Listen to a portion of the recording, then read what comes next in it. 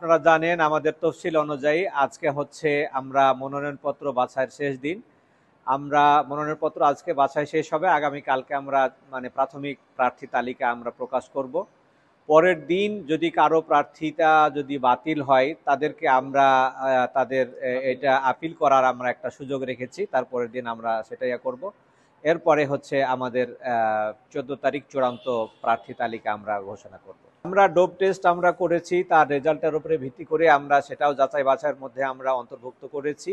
আর প্রার্থিতার ক্ষেত্রে মানে কারো বিরুদ্ধে যদি মামলা থাকে, মামলা তো যে কারো বিরুদ্ধেই হতে পারে, কিন্তু যদি আইনের মাধ্যমে কেউ যদি দণ্ডিত হয় আমরা সেটাকে অপরাধ হিসেবে বিবেচনা করব এবং সেক্ষেত্রে তার প্রার্থিতা বাতিল হবে। আমরা এই নিয়ে আলোচনা করছি। আর আসলে টাকার বিষয়টা এটা মানে কিছুটা বায়বীয়, মানে সুনির্দিষ্টভাবে আসলে টাকা ছাত্রদের ক্ষেত্রে সীমায়িত করা এবং বাস্তবায়ন করা এটা অনেকটা কঠিন কাজ, এটা আপনারাও ভালো বোঝেন।